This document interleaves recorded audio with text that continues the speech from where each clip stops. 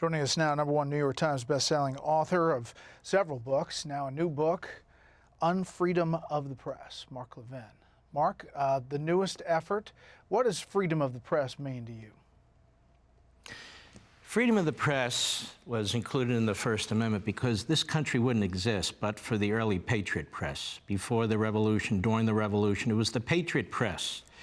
The handful of printers, the handful of newspapers, about 100 pamphleteers who pushed for liberty, representative government, low taxation, and really pushed us into the American Revolution. And they would print newspapers and pamphlets that would circulate throughout the colonies. Thomas Paine is a perfect example, but a later example. And they would push ideas that were written by men like Locke and Montesquieu and others. And it really took hold in a rather diverse country, we could call it, but it really wasn't a country back then, throughout the colonies. And but for the newspapers, and particularly the pamphleteers, there wouldn't have been an American Revolution, and there wouldn't be an America. And so I point that out in the book, that these men who were writing these treatises, they didn't intend to be objective. They didn't even consider themselves newsmen. They considered themselves people who were fighting for individual liberty and fighting for humanity and fighting a revolution against a despot. So what happened to the press, by your take, over the years? If you look at kind of the evolution over the recent decades, what do you think has transpired? Well, there's been cycles when it comes to the press. For instance, today I would argue we have a mass media, but we don't really have a free press. What happened after that period, you had a party press period, where newspapers started to align themselves with one party or another, one candidate or another, one cause or another, and they did so transparently. You have, for example, newspapers today, the Arkansas Democrat, it's obvious who they aligned with. The Arizona Republic used to be the Arizona Republican, and you had papers like that throughout the country. And politicians and candidates would help subsidize them, and they would hire their newsmen to be the postal clerk or whatever in their town. And it was decided, well, that's not a great idea. And so after a period of that, and then yellow journalism, at the turn of the last century, we had the progressive era. And the progressive era, like with government and the economy, they decided, you know what? We need to professionalize all this. And the way we're going to professionalize all this is a relative handful of elites need to decide what the news is, interpret the news, and reveal it to the American people, because the American people are either too busy or too stupid to understand what's going on. And you can't just give them black and white news. You have to explain it to them. And then what happened really in the 50s and 60s, that took a hard left turn. Every survey and poll you look at will tell you, and these aren't by conservatives or right-wingers or Republicans, that the media has taken as an aggregate a hard turn left. I call it now the Democratic Party media in the book. And it's done so by embracing progressivism, by embracing mostly the Democrat Party agenda, and by embracing social activism. It's also being taught in journalism school that you can't just report the news, whatever that is. You can't just be objective, whatever that is. You need to be on a mission, a moral mission. You need to push an agenda. So what do we have today? We have a party press, not a party press with Republicans and Democrats and Green Party and so. We have a party press largely in this country that represents the Democrat Party. You can't see a dime's worth of difference between the Democrat Party agenda and the agenda on CNN and MSNBC and the New York Times and the Washington Post. And you have a debate within these newsrooms on whether to be honest about it, and more of them are, or to be subterranean about it, to claim to be objective news organizations, when in fact you're not. Everybody sees it. Half the country doesn't trust the press anymore. The vast majority of Republicans, according to numerous surveys, do not trust the press anymore. The vast majority of Democrats do trust the press today. And so I go into this at great length, and also in the book I explain so much of what's happening in our newsrooms. What's happening in our newsrooms, and they're very secretive, pretty much, but what's happening in our newsrooms, and I'm speaking generally, is a lot of propaganda and a lot of pseudo-events. May I give you an example? An example. The other day, last week, whenever it was, we had former federal prosecutors, 700 of them, 900 of them, 400 of them. They sign a letter, and they say, we would have prosecuted Donald Trump on obstruction. Well, who are these former federal prosecutors? There are tens of thousands of former federal prosecutors. They obviously don't like Donald Trump. And so that was reported as news for 3 or 4 days. You have the New York Times that runs with an anonymous op-ed Well, what's an anonymous op-ed? Anybody can write an anonymous op-ed. That was news for 4 or 5 days. The great late historian who headed the Library of Congress was a historian at the University of Chicago, Bornstein. Back in 1961, he called it what it is. The president calls it fake news.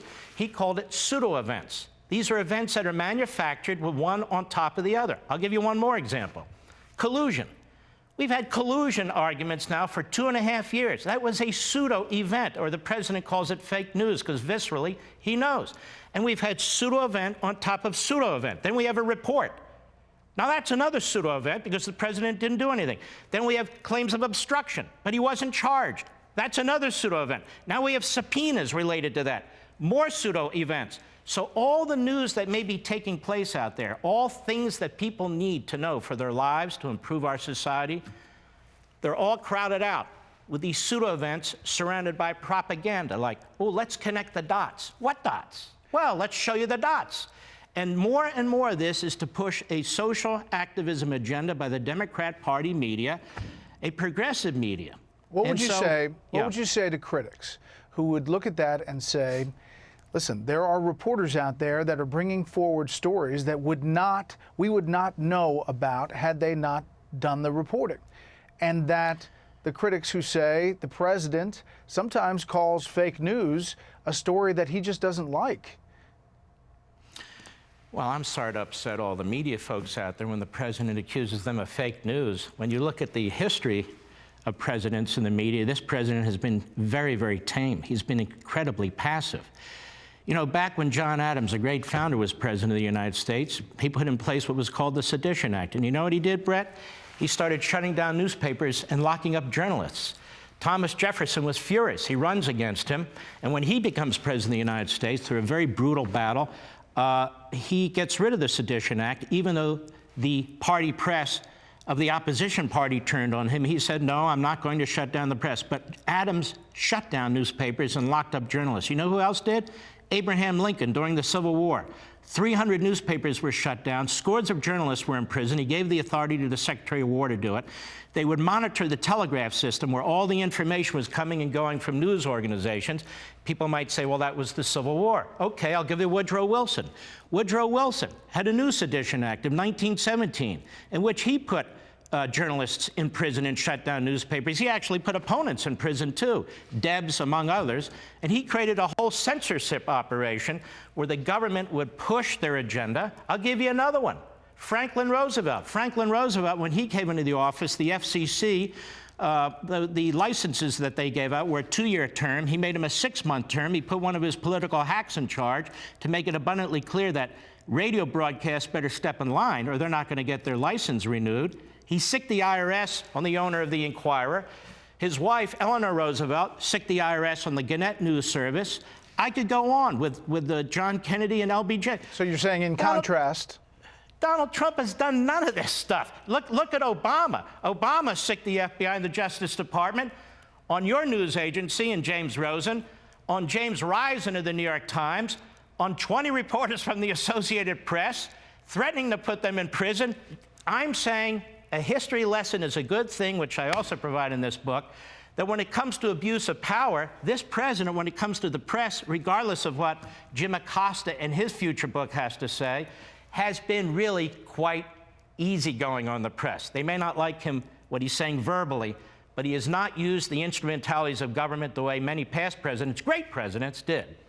I always talk about the start of Fox News, and when Rupert Murdoch came forward with this network, it was thought to be a niche business. It turned out the niche was half the country who really had a problem with the way news was being covered. Objective news, you think it's lost? You know, that's the goal. Objective news is the goal. Getting a 1600 on the SAT is a goal. Being as wonderful a human being as you can, a father, mother, is the goal. But if that's not the goal, then obviously you won't ever get close to the goal. What I'm arguing here is for the vast majority of newsrooms in this country, that's not the objective. They debate about what objective truth is. First they say, well, nobody can really be truly objective. Well, we know that, but that's something you should try to do. Or they'll say objectivity should be applied to the process. But more and more, what they're saying, and clearly what they're doing is, forget about objectivity. We may use it as a fig leaf, or we may not, but we are social activists. When we say there's collusion, there's collusion. When we say there's obstruction, there's obstruction. When we choose not to look at the dossier and not to look at what the FBI did earlier, that's the way it is. In other words, social activism, progressivism, Democrat Party agenda. This is what the vast majority of the newsrooms are about. There are exceptions. There are even exceptions in newsrooms. But on the whole, that's what's taking place. And that's why more and more opinion is being dressed up as news. And you have more and more news anchors who you can't tell if they are opinion anchors or if they're news anchors. And this is a grave danger. Back in 1942, there was a big study done by the media about the media. And the great blaring alarm that they set off was, make sure you separate news from opinion. You can have both, but you need to separate them. The great revolution, disastrous revolution in the 50s, 60s, and now to this day, has been the use of opinion dressed up as news. And what happens is people don't trust you anymore.